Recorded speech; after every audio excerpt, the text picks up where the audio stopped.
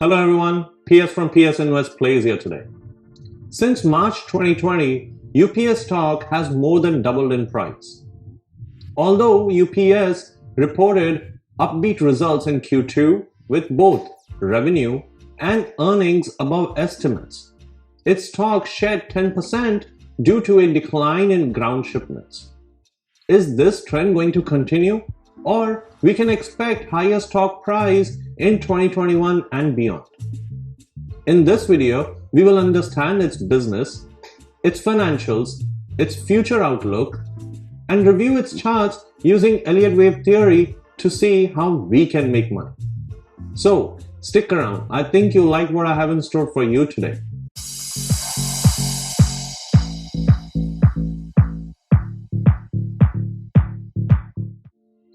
United Parcel Service, ticker UPS. UPS is an American multinational shipping and receiving and supply chain management company founded in 1907. It is the largest courier company in the world by revenue, with annual revenues around $85 billion in 2020. UPS main international hub, UPS World Port in Louisville, Kentucky, is the fifth busiest airport in the world by cargo traffic, based on preliminary statistics from ACI, and the third busiest in the United States. The market was left unimpressed by the second quarter earnings from UPS, and the stock is now down around 10% from its all-time peak in early May.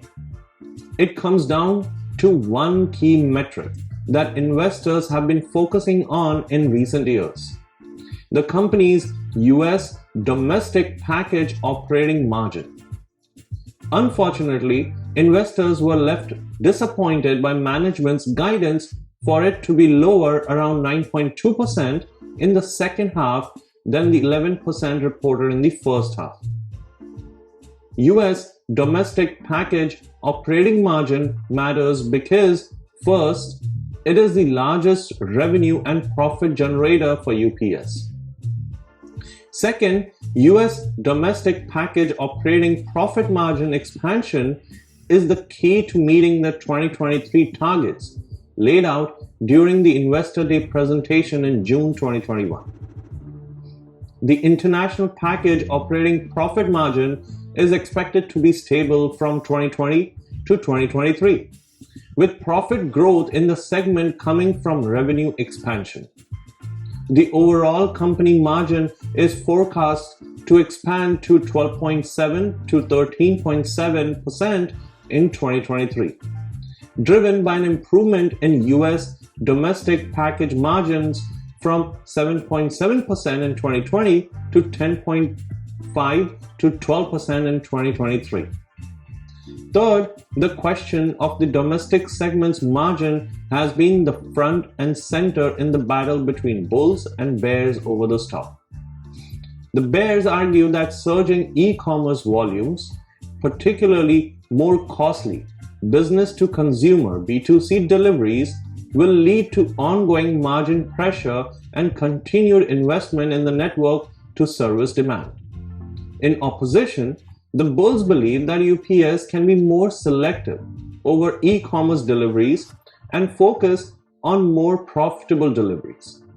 As such, the bulls took heart in hearing UPS CEO Carol Tom, appointed in 2020, outline a better, not bigger framework, an approach that encompasses focusing on profitable deliveries. Moreover, UPS is already focusing on growing its small and medium-sized business, SMB, and healthcare end markets. It all adds up to UPS being able to expand the segment's margin. Given the metric's importance to the investment case, it was no surprise to see the stock sold off after management gave the disappointing guidance. During the earnings call, CFO Brian Newman put it down to a combination of factors. First, higher compensation expense from contractual labor increases which come into effect each year in August. Targeted hourly rate adjustments in certain geographies to remain competitive in the market. The natural shift towards lower margin revenue as B2C volumes surge during the holiday season. He and Tom also pointed out that the second quarter traditionally represents the peak margin quarter for UPS. Moreover, both highlighted that management's guidance calls for a full year US domestic package operating margin to hit 10.1%. As you can see in the table of 2023 guidance on the left, that figure implies that UPS is more than halfway to reaching the high end of the targeted range, 10.5% to 12% for 2023. In this context, UPS remains on track for its medium-term goals, even if its progress on margin progression isn't quite as fast as what analysts had penciled in for 2021. It looks like investors got too excited over UPS margin progression in 2021 and pricing too much optimism on the matter. That's fair enough, but it doesn't mean that UPS is behind its objectives. Also, the concern over falling ground shipments, 4% decline year over year, is valid. It was not surprising, and I believe that despite the near-term declines, the overall ground shipment volumes are likely to remain higher compared to 2020. Looking at the financials for UPS, revenue, gross profit, EBITDA, net income, and earnings per share EPS are excellent, and they have been increasing year over year. Even when you compare these metrics against 2019 revenue, they have increased by a good clip. UPS dividend for its common shares now stands at $1.02 per share quarterly, or $4.08 per year. At its current price, that amounts to a cash return of 2%. To put the payout into perspective, the average dividend yield for the S&P 500 is 1.3%. UPS has been paying dividends since 1999 and is also increasing them yearly. It did not cut its dividend in 2020. Instead, it increased it, which is remarkable. In the chart on the right, free cash flow FCF currently stands at $10.08 per share. It is the highest in the last 15 years.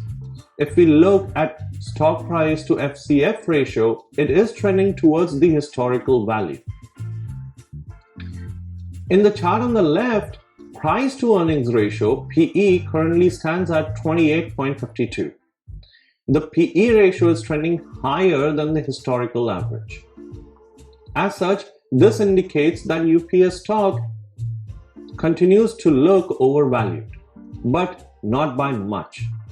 The stock will probably need to dip a bit more to look like a good value, or the company will need to outperform its internal expectations.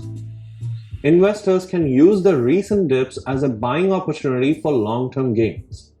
This is also indicative in the charts, where I see the stock price to increase considerably in the next 3 to 5 years.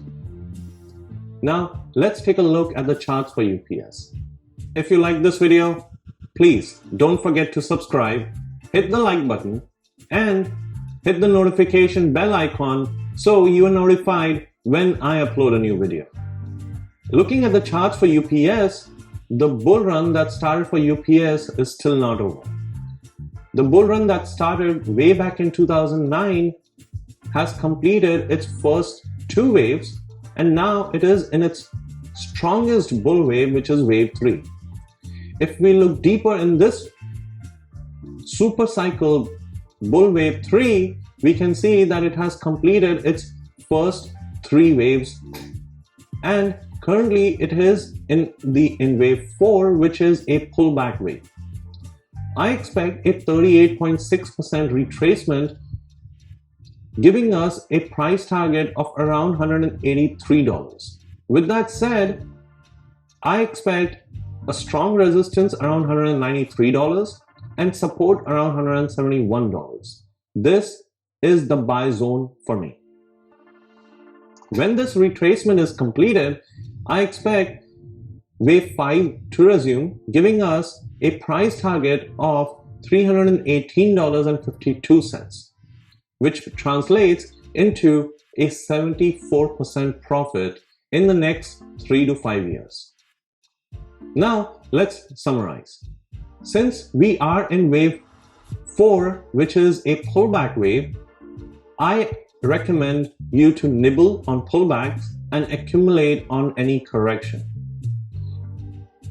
Between $171 and $193 is the excellent buy zone. And hold it for at least 3 to 5 years, as I expect the price target to be around $318.52, which translates into a 74% profit.